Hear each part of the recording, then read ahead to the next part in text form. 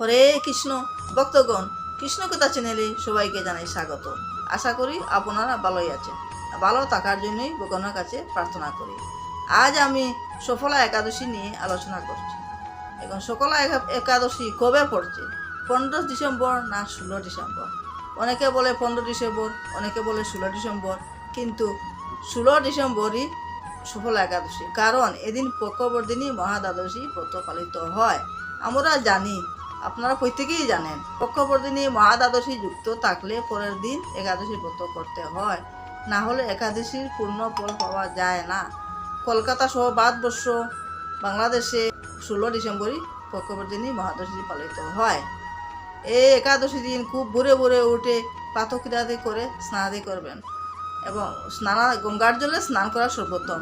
কিন্তু অনেকে গঙ্গা নদী কিনারও থাকে না অনেকের, তারা কি করবেন, বাড়িতেই গঙ্গা নদীর জল অল্প দিয়ে অথবা গঙ্গাঙ্গে বলে স্নান করে নেবেন। তারপর তুলসীতে জল দেবেন। তুলসীতে জল দেওয়ার সময় তুলসী স্নানের মন্ত্র বলবেন অথবা হরে কৃষ্ণ মহামন্ত্র জপ করে করে তুলসীতে জল দেবেন।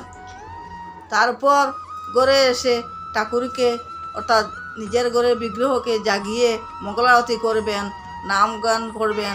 তারপর গৃহকর্ম সমাপন করবেন, যেহেতু আমরা সকলেই গৃহস্থ। তারপর এই দিন বেশি বেশি হরিনাম জপ করবেন। ব্রতের আগের দিন রাত্রে খাবারের পর দন্তমাজন করে নেবেন। একাদশী দিন দন্তমাজন নিষিদ্ধ। একাদশীর দিন দুপুরে গীতা পাঠ করবেন, যেহেতু গীতা মাস চলছে। সকলেই দুপুরে গীতা পাঠ করবেন, বেশি বেশি হরিনাম জপ করবেন। অনেক দাদারা আছেন চাকরি করেন বা বাহিরে কাজে ব্যস্ত থাকেন, তারা কি করবেন, সন্ধ্যার সময় ঘরে ফেরার পর নিজের শুদ্ধতা বজায় রেখে গীতা পাঠ করবেন। একাদশী নির্জলা সর্বোত্তম, কিন্তু অনেকে নির্জলা করতে পারে না, তারা কি করবেন, ফলমূল, সাবুদানা, কাজু বাদাম, কাঠবাদাম ইত্যাদি দিয়ে ভগবানকে নিবেদন করবেন। নিবেদন করে প্রসাদ গ্রহণ করবেন। যেহেতু সফলা একাদশী মানে সফলা, প্রত্যেক একাদশী যাই করি না কেন সবই সর্বোত্তম, কিন্তু সফলা একাদশী এর চেয়ে অধিক সর্বোত্তম। ভালো কাজ করি সবই সফল হয়ে যায়। অনেকে অনেক কামনা করে ঠাকুরের কাছে, সব কিছু পূর্ণ হয়ে যায়। একাদশীর পরের দিন পারণ, তাই নির্দিষ্ট সময়ের ভিতরেই ভগবানকে অন্ন, রুটি যা কিছু হয় পঞ্চরবিশস্য দিয়ে পান্না করবেন। পারণের সময় মন্ত্র বলবেন, একাদশে নিরাহারে বোতে না নেব কেশব প্রসিদশী মুখুরাত জ্ঞানদৃষ্টি পদা বাবা, অথবা হে কৃষ্ণ, হে জনার্দন, আমি নিরাহার পূর্বক একাদশী ব্রত পালন করছি, এখন পালন করছি, এই বলে একাদশী সমর্পণ করবেন। এখন বলি একাদশী ব্রতের মাহাত্ম্য। পৌষ মাসের কৃষ্ণপক্ষের একাদশীর নাম সফলা। সফলা ব্রহ্ম বৈবর্ত পুরাণে যুধিষ্ঠির শ্রীকৃষ্ণ সংবাদে একথা বলা হয়েছে। যুধিষ্ঠির শ্রীকৃষ্ণকে বললেন, হে কৃষ্ণ, এই ব্রতের মাহাত্ম্য বা কী ফল তাহা জানিতে আমি ইচ্ছা করি, আপনি কৃপা করি আমাকে বলুন। তখন শ্রীকৃষ্ণ বললেন, হে রাজন, আপনার প্রতি স্নেহবশত এই ব্রত কথা আমি তোমাকে বলছি। এই ব্রত যে যেরকমভাবে করে সব কিছু পূর্ণ হয়ে যায়। একাগ্র মনে এই ব্রত করতে হয়। একাগ্র মনে না করলে এই ব্রতের পূর্ণ ফল পাওয়া যায় না। পৌষ মাসের কৃষ্ণপক্ষের একাদশীর নাম সফলা। নাগদের মধ্যে যেমন শেষনাগ, প্রকৃতির মধ্যে যেমন গরুড়, মানুষের মধ্যে যেমন ব্রাহ্মণ, দেবতার মধ্যে যেমন নারায়ণ, তেমনি ব্রতের মধ্যে শ্রেষ্ঠ ব্রত হইল এই একাদশী। এই একাদশী যারা এক মনে পালন করেন তারা ধন লাভ, রাজ্য লাভ, সুখ লাভ সব হয় এবং অন্তে বৈকুণ্ঠে গমন করেন। এই একাদশী করলে হাজার হাজার ব্রতের ফল লাভ পাওয়া যায়। মহিষপতি নামে এক রাজা চম্পাবতী নগরে বাস করতেন।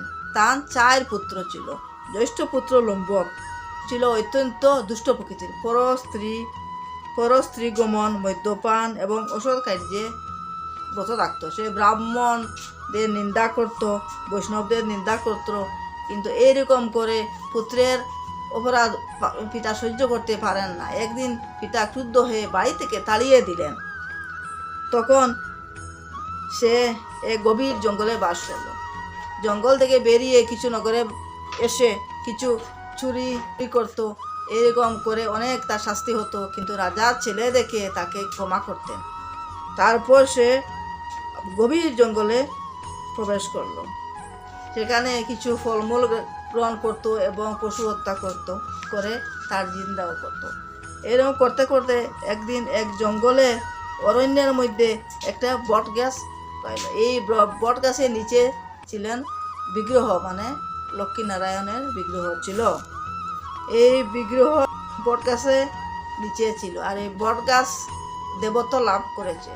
সেই লুম্বক এই বট গাছের নিচেই বাস করত।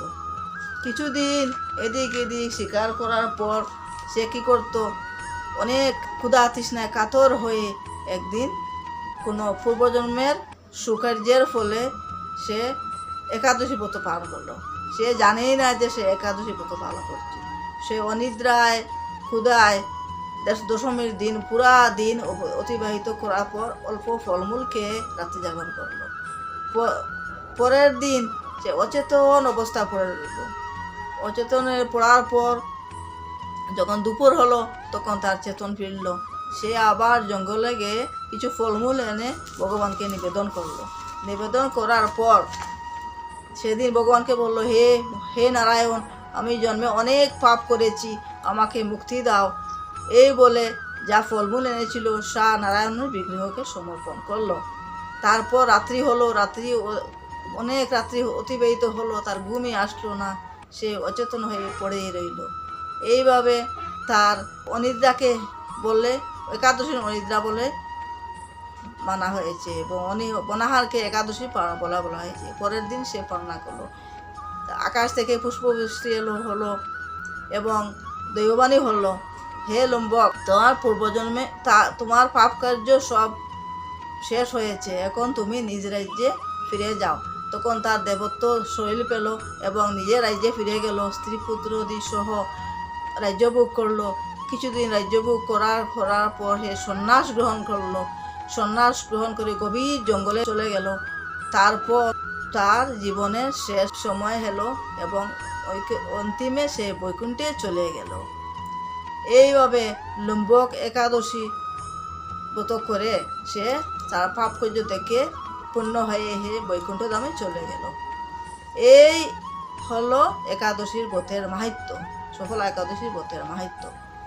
এই ভিডিও শুনে যদি আপনার কিছু ভালো লাগে বা জানতে কিছু পারেন তাহলে একটি লাইক করবেন, এবং যদি ভিডিওতে শুনে যদি আপনি নতুন কিছু পান তাহলে চ্যানেলকে সাবস্ক্রাইব করবেন, যাতে পরবর্তী ভিডিও সর্বপ্রথমেই আপনার কাছে যায়।